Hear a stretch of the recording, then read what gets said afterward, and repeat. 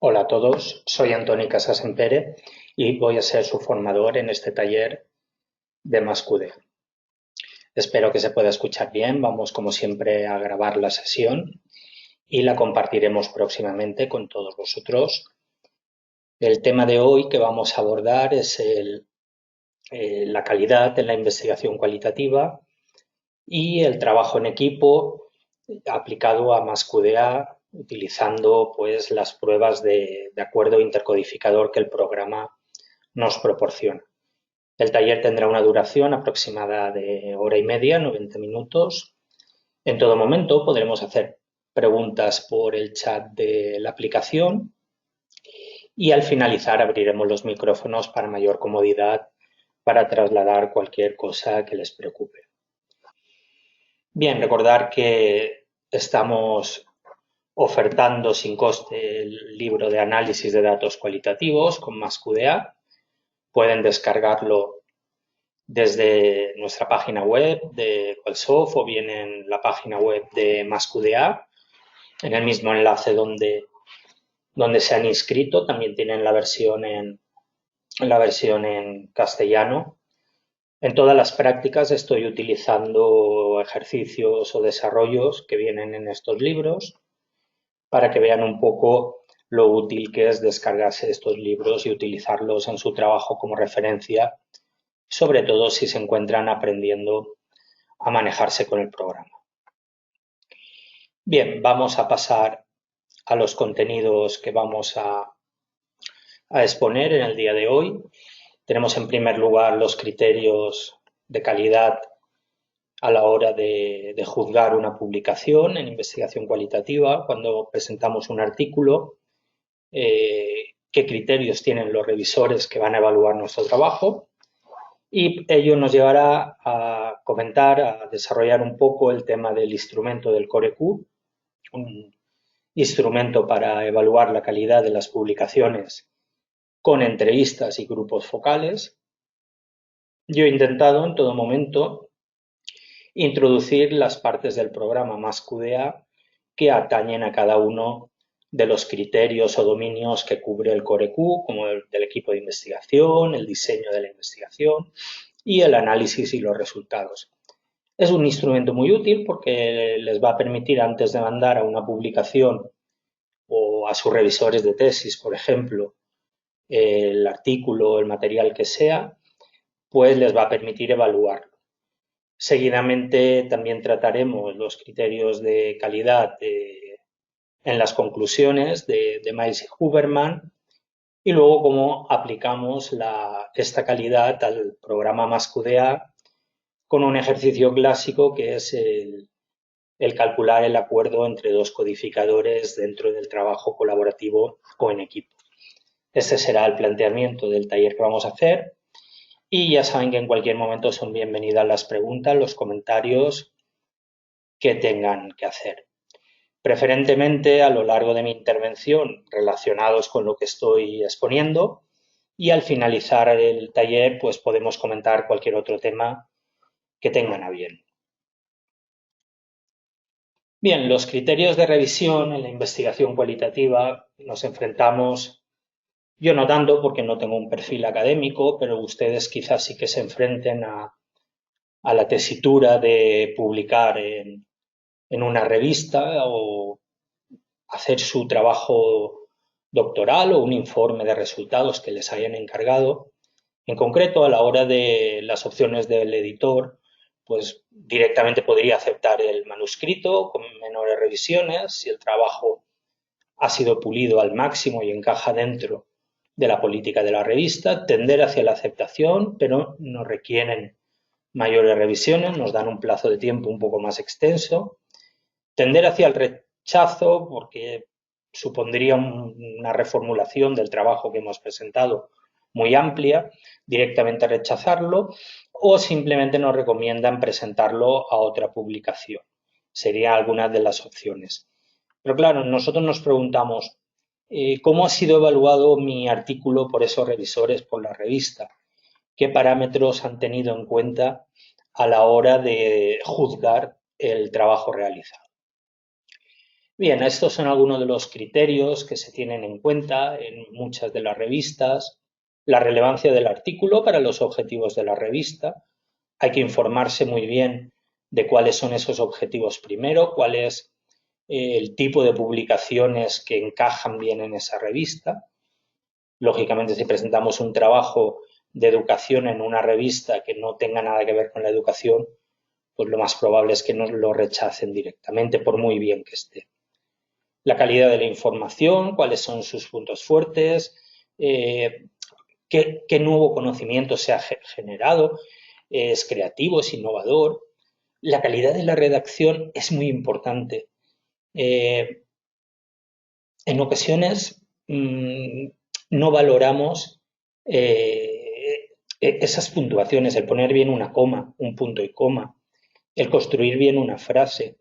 Ponemos 2 o 3 líneas en una única frase que nosotros la entendemos, pero es muy difícil de entender para otras personas, aunque la información sea interesante. Por eso yo siempre recomiendo dar a leer el trabajo a otra persona, a un amigo, un colega, otra persona que entienda un poco del tema, dárselo a leer para ver si esa persona lo entiende primero. ¿Cómo es la calidad de la documentación? Las referencias es otra cosa que se mira muy bien, si está bien articuladas las referencias a lo largo del texto, si hemos citado bien. En mi campo particular trabajamos con formato APA, el formato de estilo de la Asociación Americana de Psicología, pero puede que ustedes trabajen en otro estilo, hay muchos más. Es muy importante que su texto se adecue al estilo de la revista y esté todo adecuadamente formateado y referenciado. Adhesión a los criterios éticos, cómo se han obtenido los permisos y el consentimiento de los participantes. Reflexionar sobre eso siempre es muy interesante. Hoy en día hay multitud de material disponible en las redes que nos da unas pautas muy adecuadas, pero también es bueno en cada campo concreto informarse. No es lo mismo una publicación en ciencias de la salud que otra publicación trabajando con niños. Yo, como trabajo bastante en el campo de la educación, tengo varios libros sobre cómo hacer investigaciones con niños, porque cambia el participante totalmente la perspectiva que tenemos. Si se incluye el informe de investigación, qué detalles técnicos tiene, cómo se han analizado los datos, cuál ha sido la aproximación, si es a partir de un marco conceptual, si ha sido inductiva, como en la teoría fundamentada, cómo es el diseño, se ha informado adecuadamente de los detalles de la muestra, si se han saturado los datos, etcétera, etcétera. Todos estos detalles, aunque mínimamente en la parte metodológica, debemos de ser pulcros en la redacción de este informe o artículo para que quede adecuadamente reflejada toda esta información. Bien, estos serían algunos de los criterios que se suelen tener en cuenta en las revistas y todo esto nos lleva al campo de la investigación cualitativa y a la dicotomía que tenemos entre el positivismo y el construccionismo a la hora de publicar. Sabemos que desde una perspectiva positivista tenemos el criterio de Cochrane, que los tienen a la izquierda de la pantalla.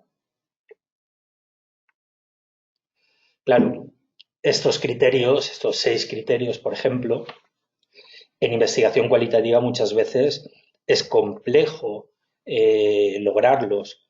Definir la muestra sí que es posible, definirla bien, los participantes, cuáles fueron los criterios de inclusión, por qué se excluyó a otras personas, una clara formulación del problema, que sean diseños experimentales, esto ya es más complejo en investigación cualitativa, intervenciones estandarizadas, métodos impecables, resultados medibles, la replicabilidad, etcétera, etcétera. Tenemos una serie de criterios que se han desarrollado con los años una serie de instrumentos como el que estamos presentando del CoreQ, que no es que lo estemos presentando, es que el CoreQ de Tong et al. Lleva pues muchos años, yo diría que unos 13 años ya funcionando, y es un instrumento de 32 ítems que nos va, para entrevistas y grupos, que nos va a permitir evaluar nuestra propia calidad. Este instrumento en muchas revistas también se solicita, te preguntan qué instrumento de control de calidad has utilizado para medir la calidad de tu trabajo y te señalan varios, este es uno de ellos. Y por la pertinencia con el trabajo cualitativo, pues es el que nosotros más utilizamos. Vamos a ir repasando cada uno de los dominios y vamos a ir viendo las características personales del investigador. Es importante especificarlas, las credenciales, la ocupación, el sexo. Esto es una cosa que en los cursos suele llamar mucho la atención. Especificar si es un hombre o una mujer quien ha investigado, la experiencia que tiene la persona. La relación con los participantes sería otro punto interesante a tratar. Cómo se ha iniciado la relación, cuál era el conocimiento previo, cuáles son las características del entrevistador, si es el mismo investigador el que conduce el grupo o el que entrevista o es una persona que se ha entrenado, cómo se la ha entrenado, serían otros detalles a tener en cuenta. Dentro del marco teórico tenemos pues cómo se ha construido los flujos metodológicos, si es un estudio deductivo o inductivo, qué trabajo bibliográfico para hacer el marco conceptual se ha realizado o si han emergido las ideas a partir de los datos facilitados. Tenemos también el muestreo, cómo se ha seleccionado los participantes, el método de aproximación, el tamaño de la muestra, se ha descrito la no participación, cuánta gente rehúsa y por qué, en la medida en que se disponga de esa información. Son cosas que nosotros tendríamos este checklist, esta lista, que ir marcándola en nuestro estudio y ir juzgando antes de mandarlo a alguien la idoneidad de nuestro trabajo. Dentro del trabajo de campo tenemos una serie de ítems importantes, cuál ha sido el sitio donde se recogen los datos, si había una presencia de no participantes, descripción de la muestra. Tenemos aquí la posibilidad dentro del programa más QDA de utilizar las variables para, sean entrevistas o grupos, recoger las variables sociodemográficas de los participantes. Sí, Marisa lanza un comentario que recogemos en muchos cursos de, bueno, en primer lugar, sí, comenta que con la problemática de género existente en algunas áreas se pregunte por el género del investigador. Yo, Marisa, este comentario del género siempre lo enfoco en un sentido constructivo y positivo. Hemos participado en múltiples investigaciones en el campo de las ciencias de la salud, en el que, por ejemplo, el título de la investigación era pues estudio de los cuidadores de los pacientes crónicos, no sé qué, no sé cuántos. Bueno, cuando la realidad es que los participantes eran los cuidadores, no eran cuidadores, eran cuidadoras, es importante también en ese sentido atender a esta cuestión que desde luego siempre hay que entenderla con un sentido positivo. No creo que los que han construido este instrumento pues lo hayan hecho con alguna intención oculta o no sé. Yo lo veo positivo, es importante en algunos campos, como las ciencias de la salud, como comentábamos, en los que nos hemos encontrado que muchas veces tanto los investigadores, investigadoras, en este caso, como los participantes, no eran conscientes de la propia relevancia de la condición de género, porque, por ejemplo, a la hora de hablar de enfermeras o a la hora de hablar de cuidadoras, como estábamos comentando, en muchos estudios, si no la mayoría, la perspectiva o la dimensión de género es fundamental en mi opinión.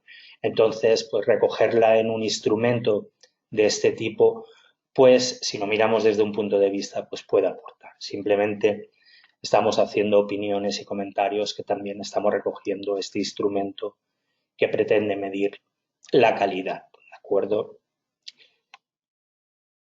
De nada, es simplemente por comentar el trabajo de... Yo siempre lo enfoco todo positivo. En general, los 32 ítems los veo útiles, son cosas que nos hacen pensar y reflexionar si muchas veces será pertinente o no pertinente informar de ciertas cosas o no. Es simplemente un checklist con el único objetivo de mejorar nuestro trabajo. Al respecto de la recogida de los datos, es muy importante también cómo se ha llevado a la guía de la entrevista o del grupo a confeccionar esas preguntas, si se ha validado, si sabemos que en investigación cualitativa también se pueden validar los instrumentos. Por ejemplo, un panel de expertos podría validar el instrumento mediante el índice de validez de contenido del OUSI, podrían comentar cada uno de los ítems de ese guión, cuán pertinente o no es para resolver un objetivo de la investigación o una pregunta. Una serie de paneles puntúa cuantitativamente cada ítem, pero al mismo tiempo se les da la opción de cualitativamente aportar sugerencias o recomendaciones de cómo lo harían ellos o cómo mejorarían ese guión. Nosotros hemos validado de este modo muchísimos trabajos y lo único que se está haciendo es mejorar el instrumento al someterlo a una serie de personas que se supone estamos haciendo un trabajo en educación. Por ejemplo, en el doctorado, en la tesis doctoral, simplemente bastaría que algunos compañeros nuestros de curso de doctorado y otro profesorado de la facultad pues participase validando ese instrumento. No les va a llevar mucho tiempo, pero luego junto al pilotaje, que es también muy necesario, siempre el objetivo es mejorar el trabajo, no llegar directamente al campo y llevarnos sorpresas, que suele ser lo que muchas veces ocurre. Entrevistas repetidas, ¿cuántas entrevistas se repitieron? Si se repitieron las entrevistas. Tenemos posibilidades de repetir entrevistas en algunas aproximaciones metodológicas, en otras hacer varias entrevistas a un participante, como en las entrevistas en profundidad fenomenológicas es la pauta habitual, hacer 2, 3 entrevistas y cada una de ellas focalizando en un nivel de experiencia del fenómeno de esa persona a la que se está entrevistando.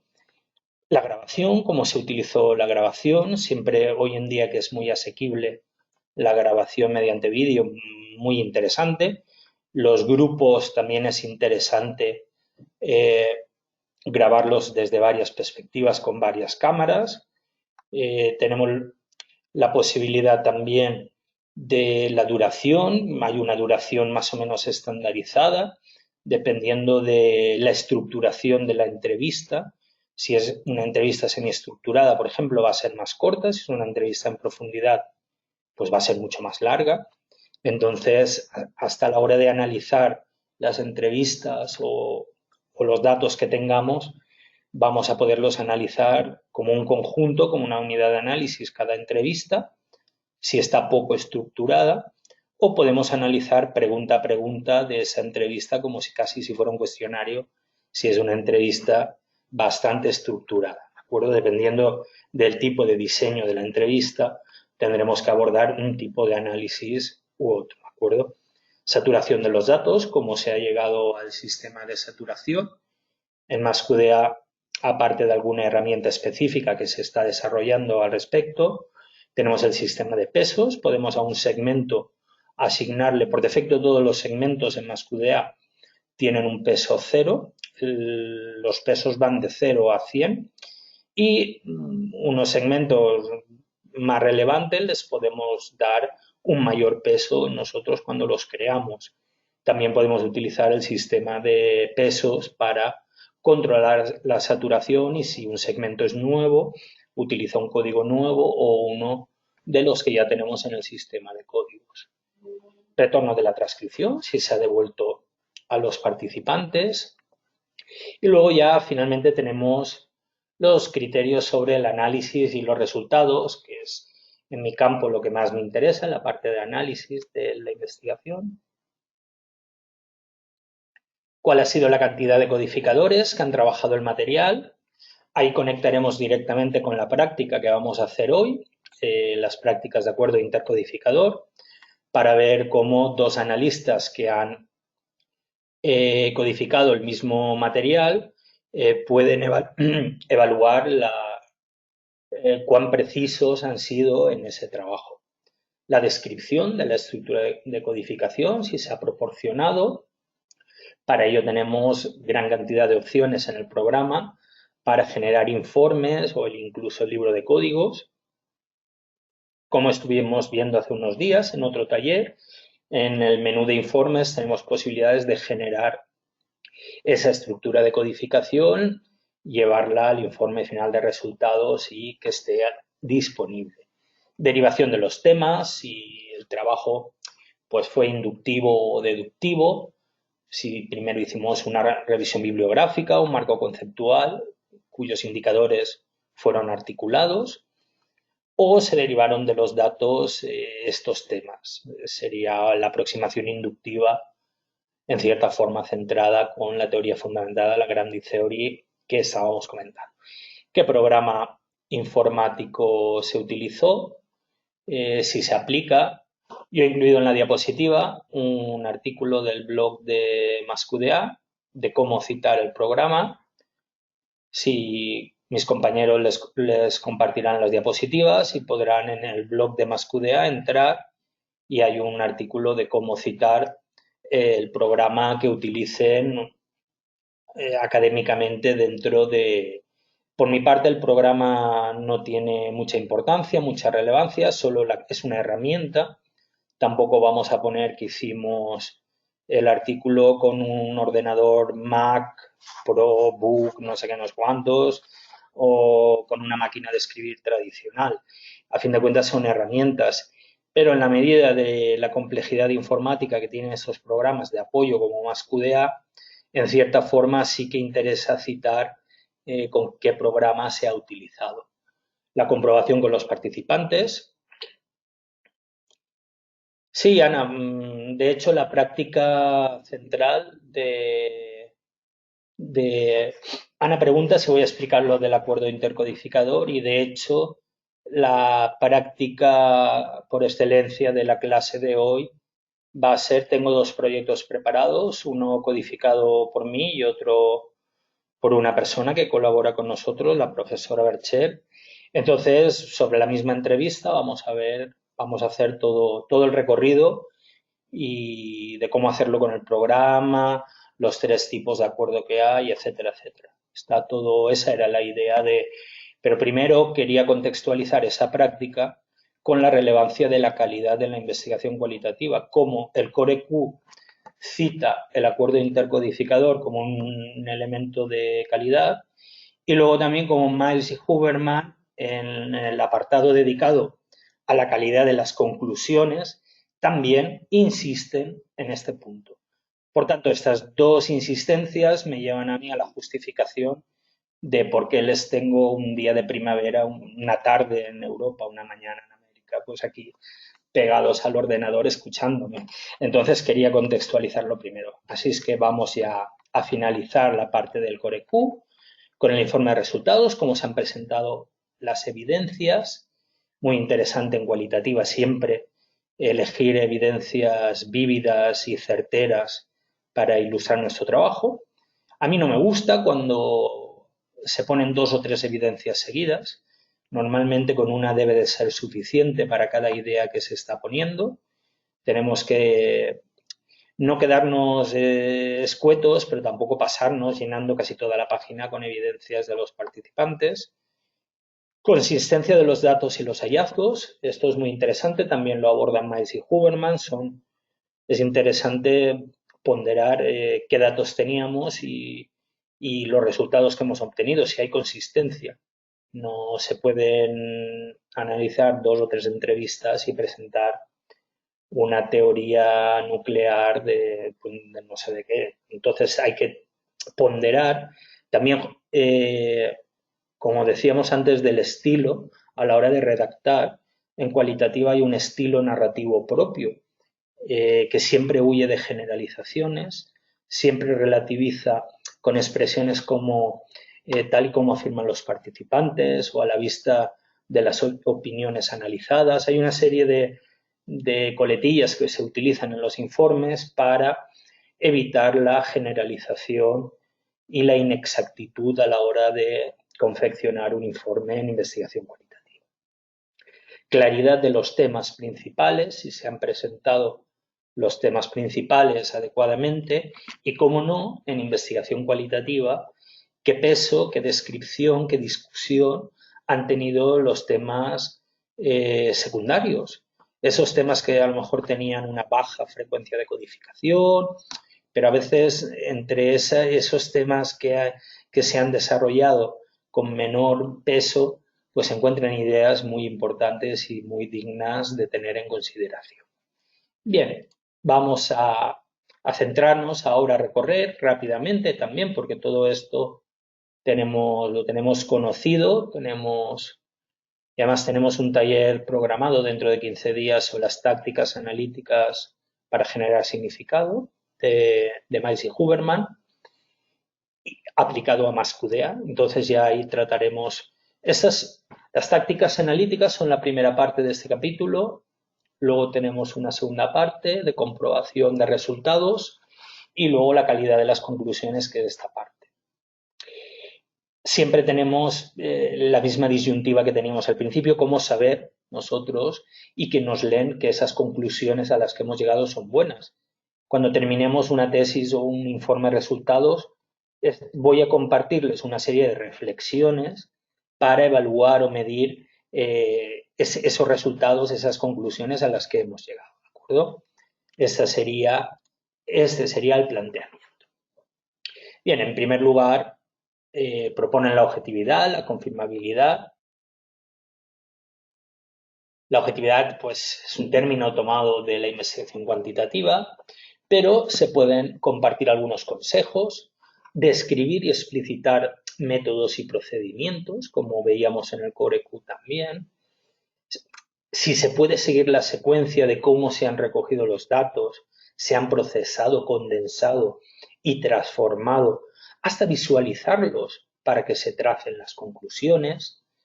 Las conclusiones están explícitamente enlazadas con herramientas que condensan, visualizan los datos, como matrices o diagramas. Ahí tenemos también la importancia de todo el módulo, el menú que tenemos de Mascudea, de herramientas visuales, que claro, en un informe de resultados siempre es importante introducir estos diagramas para que el lector vea de un vistazo esa trazabilidad que hay entre los resultados que se están exponiendo, las conclusiones, y pueda hacerse una idea general. Nosotros siempre recomendamos al principio de un tema, cuando se va a empezar la narrativa, facilitar al lector o lectora un diagrama general de qué es lo que se va a tratar en ese punto. Esa sería la idea. Luego también, siguiendo con estas recomendaciones, si se dispone de un registro de métodos y procedimientos del estudio, lo suficientemente detallado para que pueda ser auditado por una persona externa. Saben que en el trabajo de Miles y Huberman y Saldaña, recientemente, cuarta edición, hay un sitio web de la editorial Sage en el que disponen de plantillas de Microsoft Word, de las tablas, de muchas de las tablas que utilizan en el libro. Y también hay una plantilla de datos en la que podemos poner cada resultado, de qué datos viene. Es como una tabla de registro sistemático de todo el material que hemos hecho, muy interesante, que en algunas investigaciones hemos visto utilizado y incluido en la memoria. El investigador es explícito y consciente de sus sesgos personales, valores, opiniones personales y su papel en el estudio. Nosotros intentamos siempre que en los informes se hable, y en los artículos también, solamente de dos temas, de los resultados de investigaciones de otros autores adecuadamente referenciados y de los resultados de nuestra propia investigación. Cualquier opinión, valoración, idea personal, pues siempre debe de acotarse como tal y si es posible que sea lo más inexistente posible, sobre todo en este contexto académico. Se han considerado las conclusiones de otros autores y se ha tenido en cuenta en el diálogo teórico, es muy importante también. La parte final de las conclusiones, el diálogo teórico, contrastar nuestro trabajo con el trabajo que han realizado otros autores para cada uno de los conceptos que hemos estado trabajando, bien deductiva o inductivamente. Y ese trabajo final de buscar en la literatura quiénes han hablado de qué, pues nos podemos ayudar también con el programa, por ejemplo, con los vínculos que es posible establecer dentro del proyecto entre la revisión bibliográfica que hemos hecho y el análisis de datos que hemos realizado, todo en el mismo proyecto, con los vínculos, se pueden establecer relaciones que a la hora final de las conclusiones es mucho mejor si hemos ido poco a poco a lo largo del análisis creando estos vínculos, al final ya no tendremos que dedicar tanto tiempo a este diálogo teórico. Los datos del estudio se han almacenado adecuadamente para que otros investigadores puedan reanalizarlos y consultarlos. También es una posibilidad que tenemos con el programa que estuvimos viendo de cómo archivar los datos de un proyecto para cumplir con la nueva normativa de la Unión Europea que entraba en funcionamiento este año, para que aquellas investigaciones financiadas con fondos públicos pongan a disposición de todo el mundo los datos que se han utilizado. Bien, pasamos a la confiabilidad, confianza y audibilidad. El tema central dentro del proceso de investigación es si es lo suficientemente consistente, estable en el tiempo y entre investigadores y métodos. Por ejemplo, la importancia de clarificar las preguntas de investigación. Si es un estudio mixto, va a tener preguntas de investigación probablemente cualitativas, preguntas de investigación de tipo cuantitativo y ciertamente preguntas de investigación mixtas que, por ejemplo, integren los flujos metodológicos de los dos flujos anteriores, cuantitativo y cualitativo. Es importante esta claridad de las preguntas de investigación y de cómo los objetivos llegan a ellas a partir del propósito de la investigación y de cómo a partir de las preguntas de investigación podemos trabajar el marco conceptual y los guiones de los instrumentos que vayamos a utilizar. Por eso es una parte muy interesante del trabajo de diseño el confeccionarlas adecuadamente. El papel y el estatus del investigador en el campo se ha explicitado, también lo hemos estado viendo en el CoreQ, cuál ha sido ese papel y ese estatus. En otros talleres que hemos realizado de ética en investigación cualitativa, pues siempre, o en alguna ocasión aquí también lo hemos comentado, el caso de Sneaky Kid de Harry Walcott, el antropólogo americano, y que hizo también el libro con Saldaña. Entonces, Harry Walcott tuvo una relación afectivo-sexual con un adolescente que vivía en su propiedad. Entonces, claro, aquí es importante y claro, se montó un lío tremendo con esta situación. Hubo un juicio porque el adolescente quería quemarle la casa a Walcott y su pareja, como una película americana, ¿no? Entonces, claro, cuando hablábamos en el CoreQ del género de las personas, aquí también se vuelve al papel y al estatus. Entonces, claro, también tenemos el caso este paradigmático. Había otro caso, Ellis, una investigadora también norteamericana, antropóloga, que también en la costa este, en un pueblo de pescadores, pues claro, no tomó las suficientes precauciones para el anonimato de sus participantes y eran claramente reconocibles. Entonces también, y cuando ella volvió al pueblo para disculparse, todavía fue peor el remedio que la enfermedad. Entonces, claro, son cuestiones que tenemos que tener. Estamos investigando Estamos investigando con personas, entonces es muy importante tener todas estas prevenciones en cuenta.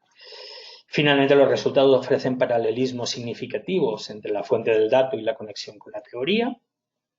También es un tema recurrente en cuanto a la calidad de la investigación cualitativa.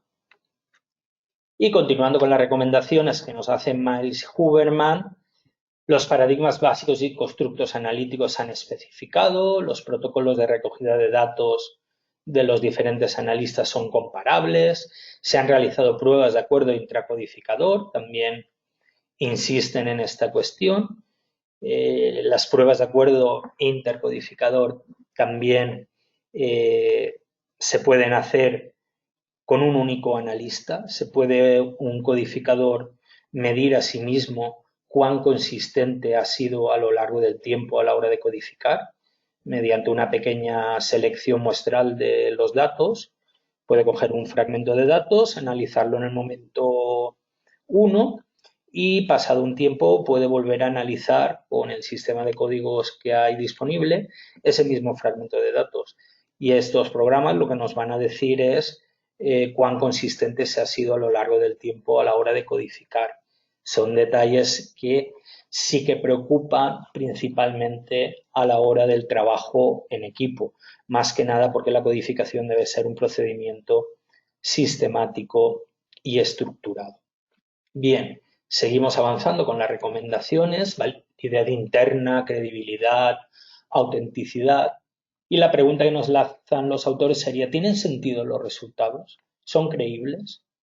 Entonces, aquí lo que nos dan algunos consejos para comprobar si las descripciones se completan con muchos detalles contextuales, son significativas y densas. Aquí entraríamos un poco, podríamos citar el trabajo de Clifford Gibbs, la interpretación de las culturas y la idea de descripción densa y de la importancia de los contextos, por ejemplo, que se tienen los estudios de caso. Es muy importante los detalles contextuales en investigación cualitativa. No se puede el dato aislar muchas veces de ese contexto. Entonces, en el estudio de casos cobra muchísima importancia estas descripciones de los detalles contextuales, descripciones densas que se realizan, minuciosas, de ese contexto. El informe es una verdadero, tiene sentido, parece convincente o plausible. A partir de 3 entrevistas se ha generado toda una teoría fantástica y milagrosa y eso es convincente, tiene sentido. Seamos nosotros mismos y nosotras los que nos autoevaluemos y juzguemos. Siguiendo con estas recomendaciones, ya estamos terminando, vamos a pasar ya pronto al programa. La triangulación entre métodos complementarios y fuentes de datos converge en las conclusiones. Eso es muy interesante, porque normalmente en investigación cualitativa es poco recomendable hacer una investigación solo con entrevistas, solo con grupos, solo con observaciones. Siempre es más interesante poder triangular técnicas de toma de datos para tener una perspectiva 360 grados del fenómeno que se quiere aprender de la realidad. Si estamos entrevistando a los padres de los alumnos de un colegio, solo tendremos una perspectiva. Si también hacemos unos grupos con las maestras y maestros y podemos observar a las niñas y niños, pues lógicamente todo eso es mucho más caro y lleva más dinero y más tiempo, pero claro, tenemos una perspectiva mucho más rica e interesante de ese fenómeno que queremos aprender. Los datos presentados están bien enlazados a las categorías de la teoría emergente. ¿Tiene sentido quien lee una evidencia la relaciona con esa categoría o con ese tema? O puede ser que hayan evidencias que las codificamos y a mí me ha sucedido. Yo en una ocasión he codificado algo, pasado un tiempo lo releo y digo, ¿cómo pude yo codificar este segmento con este código? No me lo explico, no lo veo. Por eso también es muy importante un consejo para las personas que no tengan mucha experiencia codificando. Cuando se entra en la codificación analítica, al hacer el análisis, Es importante que cuando se vaya a entrar no se salga del análisis hasta que no se finalice. Es decir, bloqueemos el espacio temporal necesario, una semana, un mes, lo que sea, para que estemos focalizados en ese análisis y no lo dejemos a medias y pasemos a otra cosa. También el análisis solo se puede hacer durante 2 horas seguidas aproximadamente. La mente humana desconecta, pasado ese tiempo ya no es efectiva. Por tanto, dentro del mismo día podemos analizar 2 horas y luego hacer otra actividad. Y a lo mejor por la tarde o en otro momento hacer otras 2, 3 horas. Sería el máximo que yo recomendaría. Estar 8 horas seguidas analizando datos, pues en mi opinión no lo veo efectivo, no lo veo interesante. Sería esa algunas recomendaciones para que luego tenga sentido lo que se ha codificado con esas categorías o temas que se presentan. Por eso la importancia de las matrices cualitativas. Cuando hemos presentado una matriz con las evidencias, vemos que todas las evidencias tienen sentido de estar asociadas a la categoría pertinente. Los resultados están unificados, son claros, coherentes y sistemáticamente relacionados. Por eso insistía yo en la importancia de poner un diagrama al principio del apartado que guía al lector en esos temas y subtemas que se van a exponer y, si es posible, organizados de mayor relevancia o peso a menor peso, como hemos visto en otros talleres, cómo se tiene que conseguir una triangulación en los resultados y crear un criterio propio a la hora de exponerlos. Se han descrito los procedimientos de confirmación, afirmaciones, proposiciones y conclusiones. Se han identificado las zonas oscuras e inciertas. Serían reflexiones que nos comparten Miles y Huberman. Validez externa, transferibilidad, adecuación del trabajo. Lo que se aborda principalmente la idea de son transferibles las conclusiones a otros contextos. Bien, la transferibilidad de los autores, como se puede ver en la cita que he insertado, la responsabilidad no es del investigador o investigadora, la responsabilidad es del lector si quiere transferirlo y probar ese resultado en otro contexto. En algunos entornos educativos, cuando se habla de la posibilidad de generalizar, nos hemos encontrado que se han devuelto los resultados a un colegio con una serie de recomendaciones o un modelo de mejora, etcétera. Y claro, el profesorado a lo mejor contesta o dice, todo esto tengo que hacerlo yo en el aula, esto es mucho trabajo. Y yo digo, no, si quieres no lo hagas, eso ya es cosa tuya. Se te ofrecen unas recomendaciones precisamente porque quien tiene 2/3 del alumnado en una clase con diversidad eres tú, no yo. Yo en mi casa no tengo 2/3 de mi casa gente con diversidad, pero tú sí en el aula y estás trabajando todos los días con esa diversidad. Si tú esa diversidad la quieres gestionar de un modo positivo, resiliente, etcétera, etcétera, y constructivo, pues a lo mejor aquí yo te ofrezco estas recomendaciones, pero claro, ¿es generalizable eso? No, son recomendaciones en cierta forma y que se pueden poner en la práctica si interesa. Sería la idea de esta sugerencia.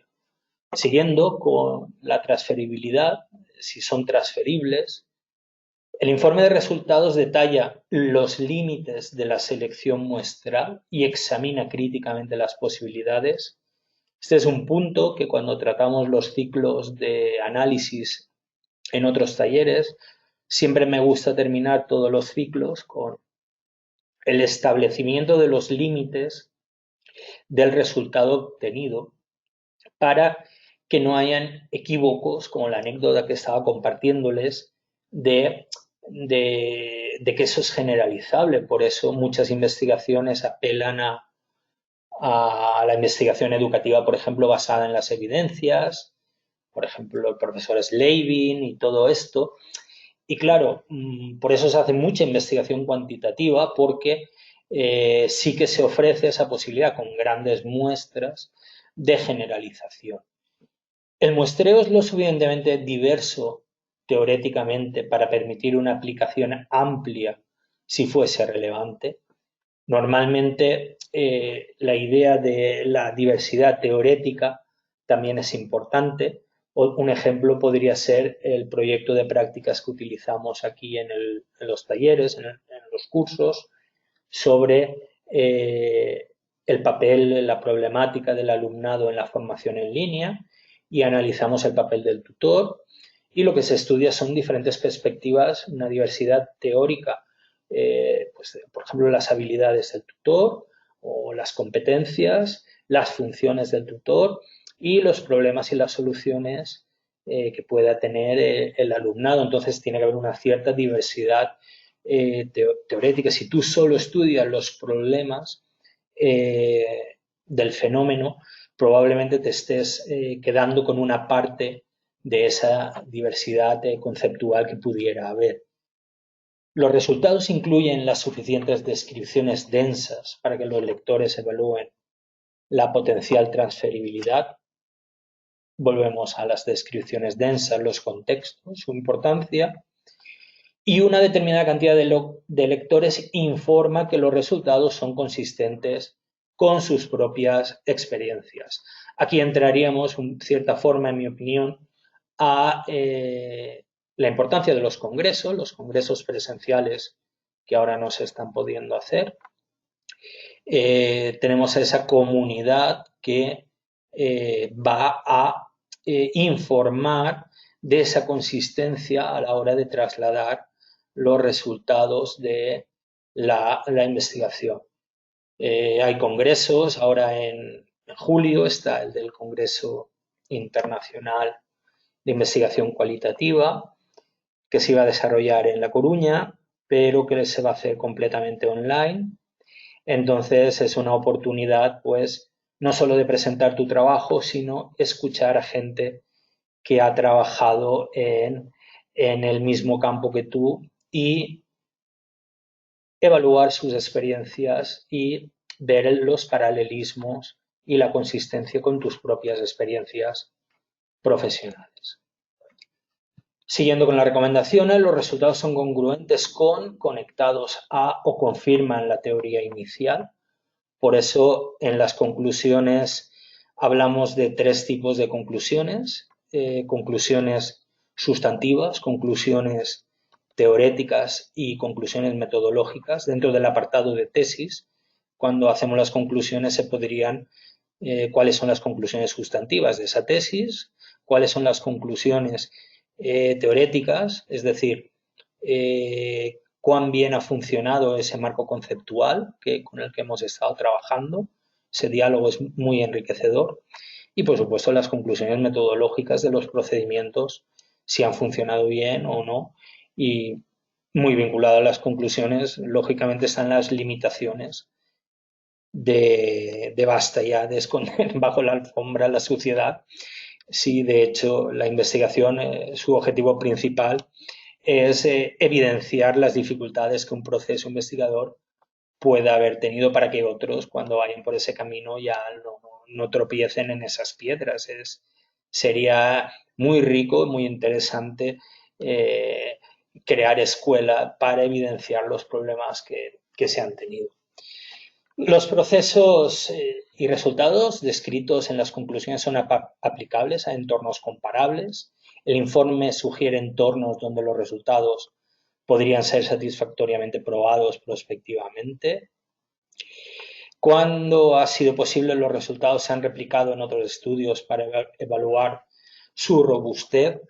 Hay multitud de experiencias, de investigaciones, por ejemplo, me viene a la cabeza en el campo de la educación, la Fundación Castle o el trabajo de la resiliencia en la escuela de Henderson, que, claro, son a partir de una investigación están promocionando y probando sus teorías con casos reales, con escuelas en este caso, y evaluando y reformulando sus trabajos constantemente. Vamos a la utilización, aplicación y orientación a la acción. Incluso si los resultados del estudio son válidos y transferibles, necesitamos tener muy claro qué aporta el estudio a los participantes, tanto investigadores como investigados. No solo en investigaciones de evaluación o estudios de políticas públicas procedería a determinar el beneficio concreto. En general, en todas las investigaciones es importante explicitar en qué se ha gastado el tiempo y el dinero y quién puede salir beneficiado o dañado de una investigación. Este podría ser la típica dicotomía entre investigación teórica y investigación aplicada. Yo, por trabajar en la empresa privada, pues siempre tengo muy presente este criterio de en qué se ha gastado el tiempo y el dinero. Me imagino que en la universidad pública también se tienen estos criterios presentes en general, pero es muy importante desde el propósito de la investigación explicitar la motivación personal del investigador o investigadora y explicitar, en mi opinión, qué beneficio va a aportar esa investigación, qué problemática social va a ayudar a paliar o a remediar o a hacer. A lo mejor es una perspectiva mía un poco anglosajona de las universidades americanas, de la aplicabilidad y sacarle un rendimiento a todo lo que se hace. Pero bueno, en entornos inciertos y cambiantes como los que estamos, por no decir caóticos, sería muy importante que lo que hagamos tuviera una aplicabilidad y un beneficio concreto y se explicitase claramente. Nosotros, desde el programa MASCUDEA, teníamos la herramienta que tenemos para archivar los datos y compartir datos externos para que estén a disposición, y aquí es donde podíamos empaquetar esos resultados, esos datos, para que estén física y académicamente accesibles a quien quiera reutilizarlos. Siguiendo con los consejos, y ya voy terminando, los resultados estimulan al lector y le recompensan con posibles ideas para sus proyectos. Las acciones acometidas ayudan a solucionar problemas concretos. Los usuarios de los resultados experimentan un empoderamiento e incremento del control de sus vidas. Los usuarios de los resultados han aprendido o desarrollado nuevas capacidades. Es importante reflexionar sobre todo esto cuando se hacen las conclusiones de nuestra investigación. Tener todo presente, incluir un fragmento de información que reflexione sobre estos consejos que nos han facilitado pues desde el Core Q o que tenemos en el trabajo clásico de Miles Huberman y el profesor Saldaña. Bien, voy a hacer la práctica del acuerdo intercodificador. Primero voy a recorrer unas pocas diapositivas para presentársela, para que entiendan lo que voy a hacer. Y esta sería la idea. Tendríamos un equipo de investigación compuesto por 2 o más personas y lo que queremos es que se compruebe cuán precisas han sido las codificaciones que tenemos en un corpus textual, en una base de datos donde tenemos las unidades de análisis, y queremos evaluar cuán bien entrenados serían o estarían los investigadores para acometer el grueso principal del trabajo. Me he preparado los 2 capítulos del libro del profesor Kuckarth y el profesor Radiker, que tienen gratuitamente a su disposición. Tenemos 2 capítulos: colaborar en equipos de investigación y el análisis de acuerdo de intercodificación, que les van a explicar pues mucho mejor que yo, seguro, y más detallado toda la información. Tratan el tema de la capa que se utiliza en el acuerdo intercodificador, hacen los cálculos, está todo excelentemente bien explicado y pueden descargarlo sin mayor problema. Yo voy a hacer la práctica. ¿Cómo sabemos la cantidad de personas a codificar?, pregunta Ana. Pues sabemos la cantidad de personas a codificar dependiendo de la cantidad de personas que dispongamos entrenadas adecuadamente en unas ciertas capacidades analíticas, que tengan experiencia. Si nosotros disponemos de 6 personas, pues 6 personas codificarán. No es lo mismo tener muy pocos documentos, pero si tenemos muchos documentos, estaría bien que la mayor cantidad posible de personas participasen en el trabajo colaborativo, sobre todo en las primeras fases de codificación sustantivas, más vinculadas al dato, sobre todo porque es muy laborioso, es muy pesado, y lo primero que habría que hacer es establecer un protocolo de trabajo en equipo para distribuirse las funciones. A lo mejor la catedrática no necesariamente tiene que liderar el trabajo en equipo, sino que lo tiene que liderar una persona que tenga las necesarias habilidades para acometer el proyecto. Y la cantidad de personas a codificar, bueno, yo estoy releyendo la pregunta, Ana, y me imagino que te refieres a los analistas, a la cantidad de analistas, no participantes. La cantidad de analistas, cuantos más hayan disponibles, que tengan conocimientos de cómo hacerlo adecuadamente, y perfecto, un equipo de investigación puede tener 8 personas y las 8 pueden ponerse con las entrevistas y los grupos a analizar, no hace falta que lo hagan todo una o dos personas. Pues bien, en esta práctica tenemos aquí el menú de trabajo en equipo, donde se puede activar la administración de usuarios. Tenemos posibilidades de exportar e importar el trabajo en equipo, cambiar de usuario. Son diferentes posibilidades para desarrollar el trabajo colaborativo. Es importante tener un criterio de codificación dentro del equipo de analistas, un protocolo en el que esté todo reflejado. En el campo de las ciencias de la salud, en la Agencia Americana de Prevención de Enfermedades, no sé si se llama NCS, ahora no recuerdo el nombre exacto, sí, la que ahora estará controlando lo del COVID, y luego también en su día empezó una gran investigación sobre el VIH. Incluso desarrollaron 2 programas de análisis cualitativo, el Lanceware y el otro no me acuerdo cómo se llama ahora. Lanceware era uno y el otro Codex, o no sé, no me acuerdo. En fin, es muy interesante esta documentación porque explicita y muestra los protocolos de trabajo colaborativo que siguieron y las pruebas de acuerdo intercodificador que realizaron. Bueno, tengo ya la respuesta de Ana. Para 25 entrevistas, ¿cree que codifican 4 personas 6 entrevistas aleatorias? ¿O que estas 4 personas tienen que codificarlas a todas las entrevistas? No, yo lo que creo es que primero se tiene que hacer el entrenamiento de las 4 personas en el criterio de codificación, y para eso está esta prueba. Esta prueba es para entrenarles con unos pequeños fragmentos de esas entrevistas. Lo que hay que entrenarles para que todos afinen con el libro de códigos y sus descripciones tal cual se ha sistematizado, se ha explicitado.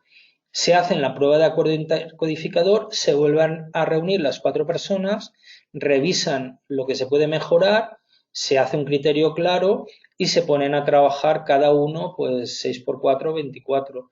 A uno de los 4 le tocará hacer una entrevista más, igual eres tú, Ana, pero no, luego cada uno analiza sus entrevistas, lo cual no quiere decir que a mitad del procedimiento se vuelvan a hacer pruebas de acuerdo codificador, pero no sería necesario. Como comentaba en el libro de Stephanie de Udo, se explicita todo eso. ¿Cuál es el objetivo de hacer el acuerdo?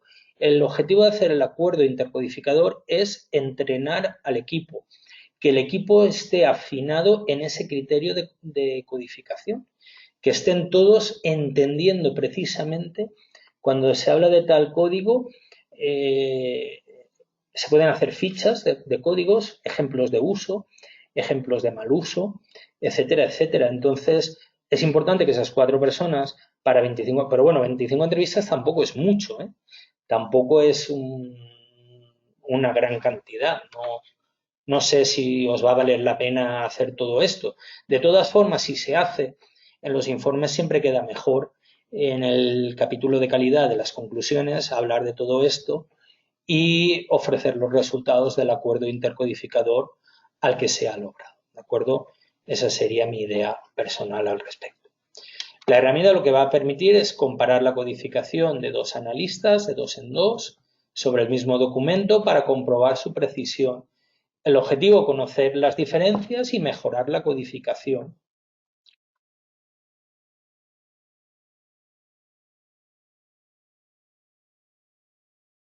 A ver, continúa Ana, me está comentando. Así que no todos hacemos la misma entrevista. No, no, eso sería ineficiente. Pero sí que habría que coger un fragmento de una entrevista, otro fragmento de otra, hacer una selección muestral de las entrevistas y que todos las codificaran con el sistema de códigos y hacer estas pruebas y ver la precisión. Nosotros hemos hecho las pruebas en los cursos y me acuerdo que en el último curso el año pasado, no sé si era en la Universidad de Alicante o era en La Coruña, no me acuerdo, no acertamos ni el 30% entre la práctica que yo llevaba hecha y el alumnado que participaba en clases, todos profesores de universidad. Pese a haberles enseñado los datos y todo, hicimos la prueba y no acertamos ni un 30%. Entonces hay que hacer la prueba primero y entrenar. El objetivo es mejorar la codificación, pero luego cada uno tiene que trabajar autónomamente para ser eficientes. Esa sería mi opinión personal. Bien, tenemos aquí, voy a explicarlo ahora con el programa. Esto sería exportar datos, trabajo en equipo, ¿de acuerdo? Tengo una pregunta de María José.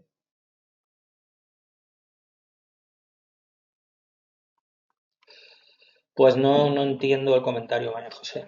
María José comenta que depende de los marcos referenciales de cada investigador. No sé, no sé a qué se refiere. Ahora luego cuando abra los micrófonos, María José, si eres tan amable, lo comentamos un poquito más. Bien, aquí tenemos en... Sí, luego lo comentamos, es que no lo he entendido, no sé a qué se refiere. Tenemos en el menú inicio el trabajo en equipo, exportar trabajo en equipo, importar trabajo de equipo, lógicamente. Tiene que haber una persona que sea el que haga los procesos maestros, los que lo reciba, ¿de acuerdo? Y esa persona es la que hace un poco de líder en el procedimiento de trabajo en equipo. El programa, como pueden ver por los cuadros de diálogo, lo que va a hacer es permitirme, tanto en documentos como en código, seleccionar todo lo que quiero exportar al proyecto maestro, ¿de acuerdo? Siempre es importante guardar el proyecto con un nombre del equipo y antes de importarlo, guardar el proyecto maestro, hacer copias. Tenemos el formato de intercambio, también se utiliza, y esto nos va a permitir transferir partes de un proyecto a otro investigador. Esta sería una posibilidad de trabajo en equipo. Tenemos aquí la operación inversa a la hora de importar. La de antes era exportar, tengo aquí marcado. Aquí tenemos importar. A la hora de importarlo tenemos identificado claramente el proyecto con el archivo de intercambio de MassQDA y hacemos la operación inversa, seleccionamos los códigos y documentos que nos van a interesar y lo llevamos al proyecto maestro. Siempre es importante hacer copias de seguridad y que los proyectos tengan el nombre del analista que ha trabajado, además del nombre del tema que se está abordando, siempre ponemos entre paréntesis el nombre del analista para que quede la referencia. Este sería el trabajo en equipo. Y luego el programa pues, nos pide los segmentos, las variables, todos los memos, toda la información del proyecto, la funde, la integra en un proyecto maestro. Esta sería una opción. Y luego tenemos el acuerdo intercodificador, que el acuerdo intercodificador lo haremos mediante la fusión de proyectos, ¿de acuerdo? Tenemos proyectos, yo le he dado un proyecto de dos nombres diferentes. Tenemos aquí los dos nombres identificados con la entrevista que se ha codificado. Podemos ver cómo difieren las codificaciones, la cantidad de segmentos aplicados. Tenemos aquí la posibilidad de no importar documentos existentes y fusionar grupos de documentos. Dependiendo de la configuración, nos va a interesar utilizar estas opciones. Y tenemos tres niveles de análisis, ¿de acuerdo? La existencia del código en el documento es el criterio más sencillo.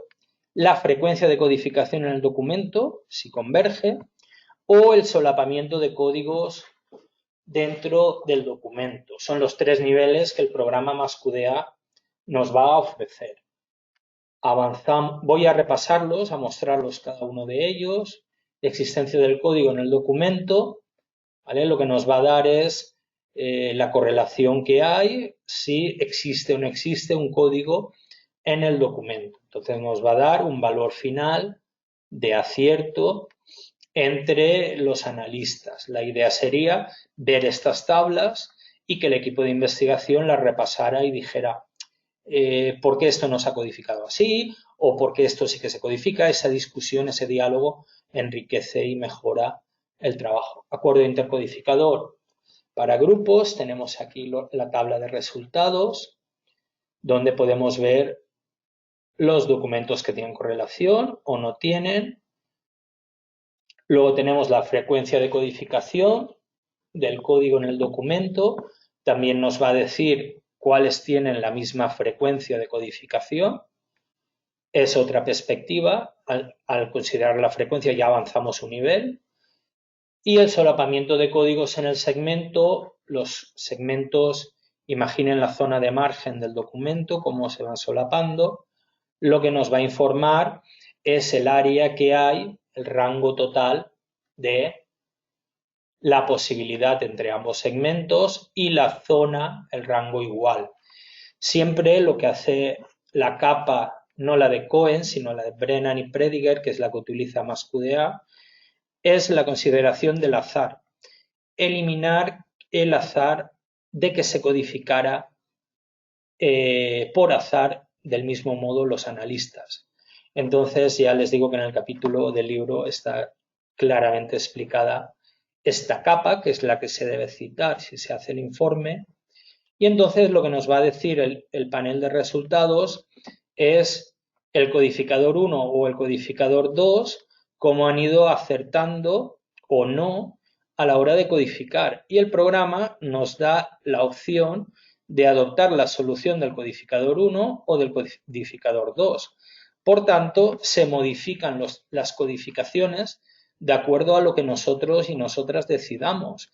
En este nivel, que es un poco más preciso, aquí tenemos el cálculo de la capa, es un poco más preciso en ese sentido a la hora de medir esta distancia entre los segmentos. Bien, voy a pasar ya a hacer la práctica, a mostrárselas para que vean lo sencillo que es y cómo funciona, y pasamos a las preguntas. Tengo aquí la programación de las clases del mes de junio. La semana que viene haremos un taller introductorio a MassQDA, pero me centraré en el tema de los cuestionarios y las variables. Y luego, pues, uno avanzado con las tácticas analíticas de Valls y Huberman, otro introductorio en el que abordaré cuestiones del diseño de la investigación, plan de análisis y cómo afecta esto a MassQDA. Este es un tema muy interesante porque a las personas no es que les cueste aprender un programa informático. La impresión es que hay una dificultad inicial de transponer o trasladar su diseño a la herramienta informática. Y hablaremos de todo esto el jueves 18. Cambiamos a los jueves, ya no los miércoles. Pasamos a los jueves las clases y finalizaremos el mes con el módulo MaxDictio, con las herramientas léxicas y cómo aplicar las combinaciones de palabras, árbol de palabras interactivo. Haremos este taller para finalizar el mes de junio. Recomendación de suscribirse a la red de investigación de MassQDA con posibilidad de publicar en el blog, noticias, beneficios importantes que pueden tener. Si se animan pueden estar haciendo la clase en vez de yo un día. Podemos hacer la prueba. Si alguien tiene una investigación y quiere que le deje unos minutos y nos la presenta, o si quiere hacer todo el webinar entero, por mí encantado. Apuntándose aquí te invitan a hacer webinars, te invitan a participar y a hacer cosas, y es interesante esta posibilidad. Bien, voy a practicar ya directamente con el programa. Lo tengo en el otro monitor y me lo traigo aquí. Bien, como pueden ver, Este es mi proyecto, yo le he dado mi nombre, Antoni. Es el proyecto que tengo, que les voy a enseñar. Voy a trabajar con esta entrevista. Esta entrevista ha sido codificada con... Es un fragmento pequeño con estos códigos. Los problemas del alumnado en la formación en línea se han aplicado aquí, los he aplicado yo. Y la profesora Bercher ha cogido el mismo fragmento y lo ha codificado, cada uno pues entendiendo el marco conceptual, las preguntas de investigación. Podemos ver que la cantidad de codificaciones es ligeramente diferente, 28, 29 creo que eran, 28, 29, ¿vale? Entonces yo lo que voy a hacer es fusionar el proyecto de la profesora Bercher en el mío y hacer los ejercicios del acuerdo intercodificador. Para ello, fíjense que el grupo donde está la entrevista le hemos dado el nombre del analista, hemos tenido esa prevención, ¿de acuerdo? Esto es importante para que luego sepamos qué entrevistas de quién cuando los fundamos, ¿de acuerdo? Entonces ahora están los dos proyectos separados y sencillamente me voy al menú inicio, a fusionar proyectos, esta opción que tengo aquí, ¿de acuerdo?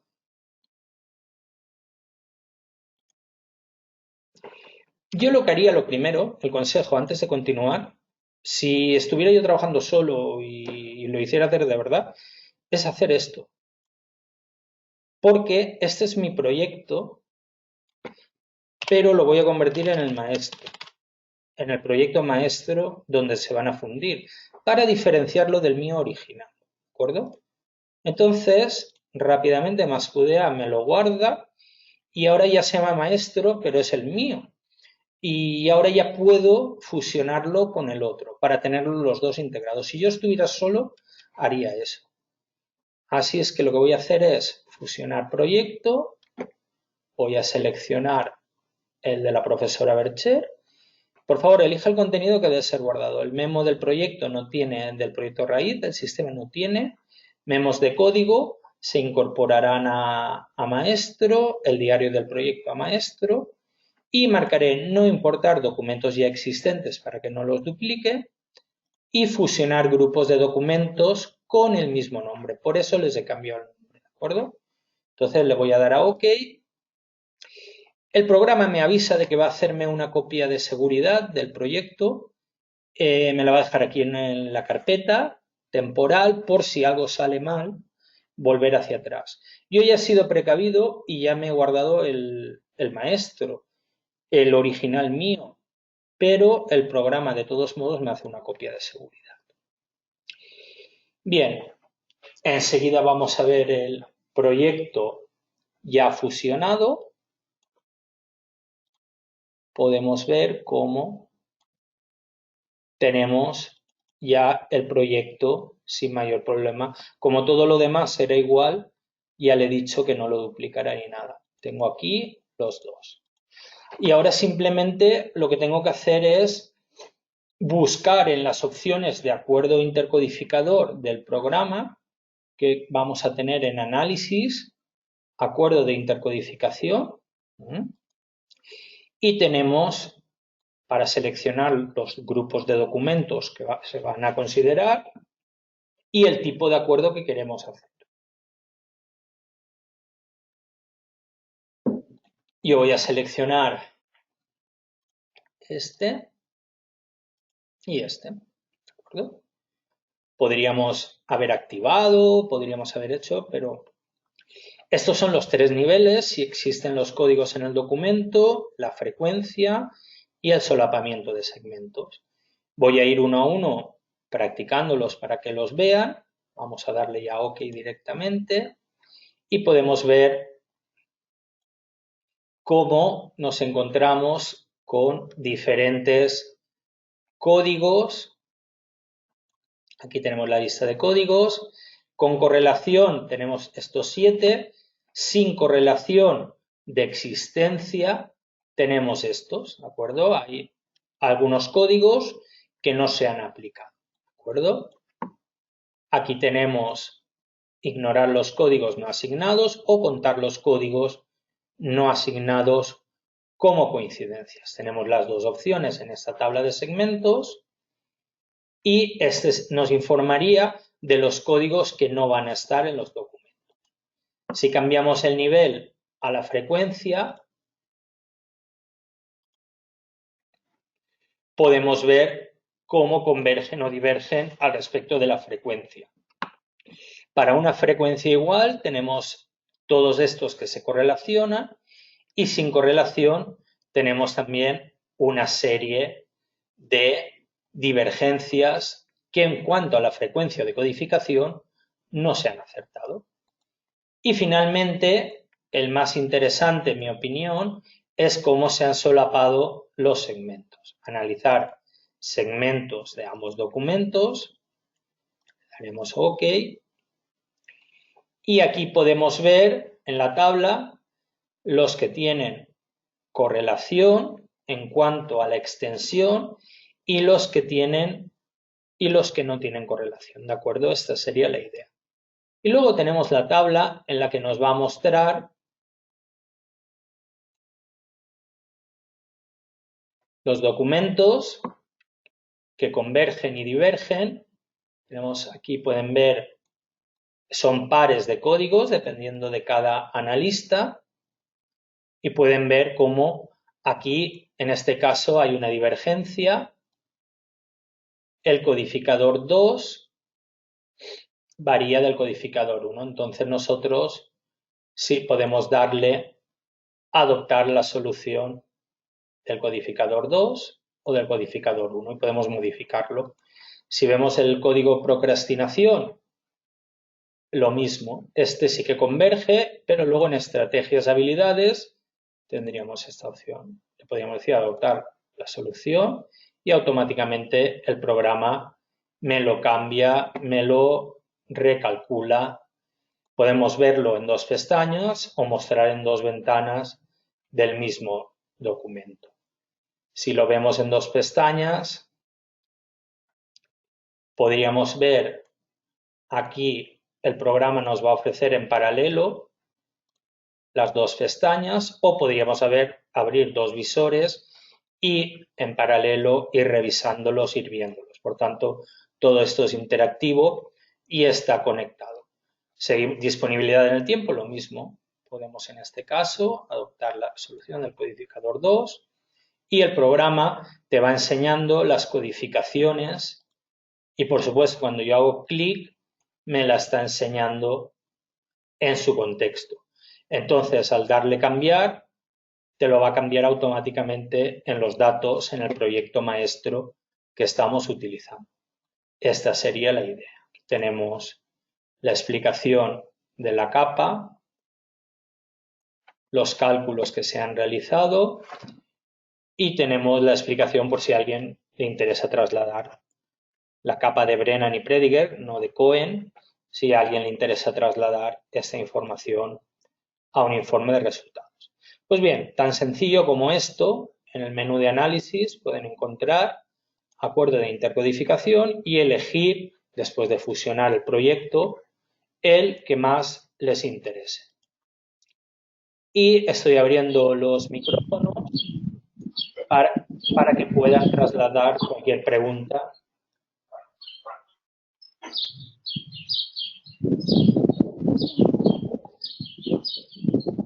Estamos oyendo al canario de Natalia. Perdón. No, es que me lo chiva el sistema, que lo tienes como loco reclamando tu atención. Es el de jardín, no tengo nada enjaulado. Pues esta es la idea del acuerdo intercodificador y ahora tenemos los micros abiertos para cualquier pregunta, cualquier comentario. Tenemos aquí en inicio las funciones de trabajo en equipo que estábamos comentando. importar y exportar, administrar usuarios, cambiar usuario. Tengo una pregunta. Oksana, muchas gracias a ti. Muchas gracias. Aquí tenemos en trabajo en equipo la posibilidad de administrar usuarios. Podemos establecer contraseñas y ya tenemos acceso a todas las posibilidades que podemos.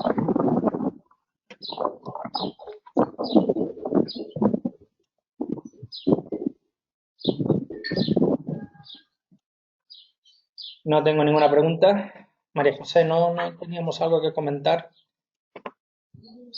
No sé si María José marchó ya o...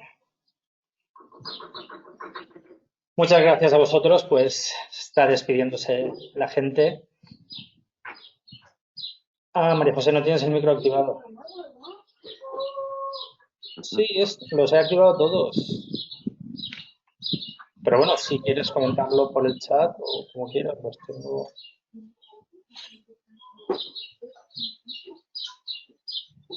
Sí, ¿ahora me escuchas? Perfectamente, María José, adelante. Ah, vale, vale. No, no lo tenía yo activado, conectado el aparatito.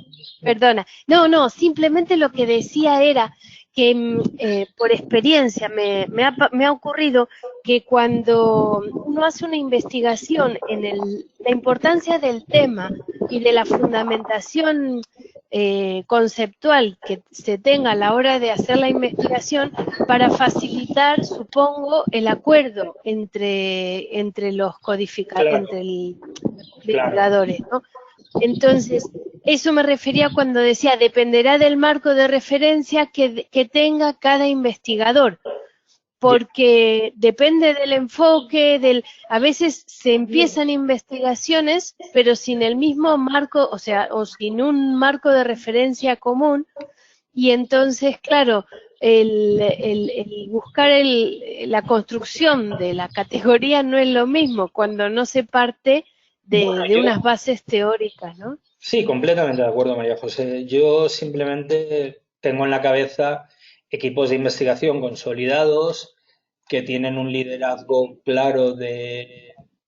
Muchos de ellos son clientes míos. Yo tengo equipos que tienen un grupo de gente que lo primero que hace cuando un miembro del equipo novel entra en el equipo es mandárnoslo para que lo formemos. Entonces, claro, el Claro, equipo tiene que tener unos mismos, como se diría en inglés, unos mismos skills. Y como tú bien dices, claro, cuando estás en el equipo, la filosofía teórica o teorética del equipo y qué se está haciendo y hacia dónde se va, todo el equipo tiene que ir con una sintonía. Pero eso más bien sean unos equipos estables de investigación y no a lo mejor lo que tú comentas que son equipos más adocráticos, que se juntan varios investigadores procedentes de otros orígenes. A lo mejor ahí sí que hay una disparidad mayor de, claro, de contextos o de experiencias. claro. Sí, Tengo una sí, sí. pregunta. Sí, María José, adelante, adelante. No, incluso cuando se asume que se toma la investigación cualitativa como complementaria de un estudio que se venía haciendo cuantitativo, Ujú. eh, tampoco se logra, o sea, o es muy difícil, vamos a formularlo positivamente, es muy difícil construir esa mirada complementaria de cara a los resultados de la investigación, ¿no? Ya, Y Tendrás eso. que pintar No, nada Federica. más que eso. Muchas gracias. muchas gracias a ti, María José, completamente de acuerdo. Tengo una pregunta interesante de Oscar. Oscar pregunta, ¿se puede utilizar el peso de las citas como una herramienta para evaluar la importancia que los integrantes de un equipo le atribuyen a un contenido? Si es posible, al fusionar, aumenta el peso. La primera parte de la pregunta sí que la entiendo y estoy de acuerdo. Se puede utilizar el peso de los segmentos como una herramienta para evaluar la importancia que se le atribuye al contenido. Eso efectivamente es uno de los principales usos de los pesos.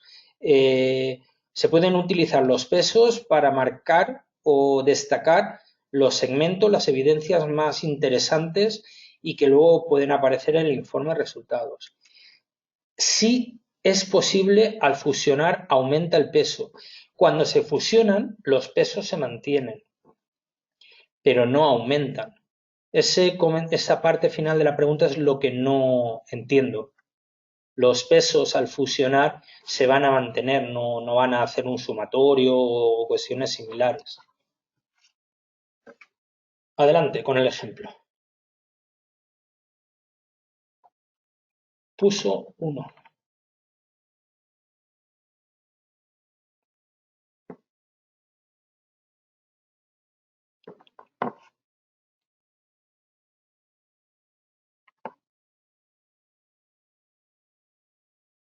Bueno, no sé, Óscar, si estás escribiendo más o... Ah, vale, sí. Y otras personas le ponen 2 a la misma cita. Al fusionar me muestra igual a 1. No pone en las evidencias de los otros un 2. Yo pensaba que sí. Y tú me estás diciendo que te mantiene el 1. Pero eso depende, a lo mejor, no sé si estás escribiendo todavía. Lo que es importante es que, vale, a lo mejor a la hora de fusionar, si se fusionaron contigo, tú tenías el peso este establecido aquí abajo donde estoy señalando, ¿vale? Y lo tenías establecido en 1. Yo lo hubiera bajado a 0 para probar, porque se me ha dado la ocasión que he marcado un 2 en algunos trabajos, lo he establecido y te cambia todos los segmentos del peso código del 0 a 2. Pudiera ser eso. Es lo único que se me ocurre, Óscar. No te sé por qué decir por qué no ha mantenido el 2, cuando sí que sería interesante a la hora de ver, por ejemplo, los segmentos, a la hora de hacemos clic aquí, tendremos la posibilidad de, en esta tabla de ver los pesos, ¿de acuerdo? Tendríamos el peso y lo interesante sería ver los pesos de cada codificador. Yo no sé si puede haber habido una cuestión como la que estaba yo marcando aquí debajo, ¿de acuerdo? Que voy a quitarla para que no se me olvide. Puede ser eso, es lo único que se me ocurre, Óscar. No sabría decir más. No sabría por qué cambia. En teoría sí que debería aparecer el 1 y el 2, a no ser que sea por esta cuestión de estandarización de pesos. No lo sé.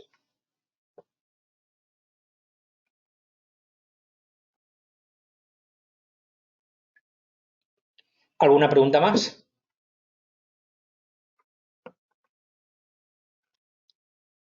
Bueno, pues si no tenemos ninguna otra pregunta, ningún comentario. Sí, lo siento, Óscar, es que es lo único que por experiencia puedo comentar. En teoría sí que se tendría que fundir a la hora de integrar dos proyectos. Lo único que se me ocurre al cambiar y uniformizar todos los pesos. Compruébalo y ya me comentas. Isa me lanza una pregunta. A ver, está haciendo una investigación utilizando los comentarios de las redes sociales sobre gestión de calidad.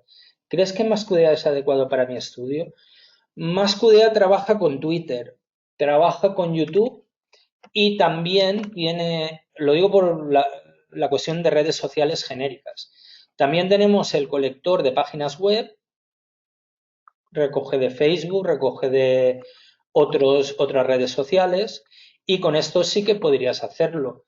Por ejemplo, si estamos trabajando de Twitter, tenemos en análisis una herramienta muy completa para analizar datos de Twitter. Isa, yo creo que sí, que sería adecuado Mascudea. En principio, los comentarios se pueden analizar como, los verás como esto que estoy viendo yo, pero en forma de tabla, los comentarios de Twitter, y es codificarlo en análisis de contenido cualitativo. De nada, Isa. Tengo una pregunta de Zeik, que no sé. ¿Es posible no fusionar las memos? ¿Javi me has dicho? Benjamín. Ah, Benjamín. De acuerdo, perdón. ¿Es posible no fusionar los memos cuando se fusionan proyectos codificados por diferentes investigadores o se fusiona toda la información? Tenemos la opción inicial. Bueno, por un lado, son dos estrategias diferentes. A lo mejor yo no lo he clarificado del todo en mis diapositivas, pero en mis diapositivas, antes del acuerdo intercodificador, estaba mostrando las opciones de importar y exportar trabajo en equipo. Esta es una opción y luego fusionar proyectos es otra. Cuando fusionamos proyectos, las opciones que tenemos son los memos de código y los memos del proyecto y el diario. Estas son las opciones para discriminar. Esto es lo único a la hora de fusionar. Y luego, a la hora de importar y exportar, sí que tenemos más opciones conforme había mostrado aquí. Teníamos aquí la opción de los documentos, teníamos la opción de los códigos y, a ver, segmentos, códigos, entrevista. No dice nada de los memos. Sí, sí que lo tenemos, los memos de código aquí, los segmentos y las variables. Los memos de documento, dentro del documento, sí que se arrastrarían, me imagino yo. Lo tendría que probar, no lo sé, Benjamín. No me queda claro. Gracias a ti por la pregunta. ¿Alguna cosita más? Muy bien, pues si os parece, lo vamos a dejar por esta semana. Continuamos la semana que viene con los cuestionarios y las variables, viendo variables de documento, variables de código, cómo transformar variables dentro de MassQDA para hacer el análisis de tipologías, evaluativo, por ejemplo, y partiremos de un nivel introductorio, pero iremos especializándonos en esas herramientas para cuestionarios y variables. Muchísimas gracias a todos y que vaya todo muy bien y paciencia. Saludos desde Perú, México, Portugal. Hay un grupito bastante internacional. Bueno, un fuerte abrazo a todos y a cuidarse.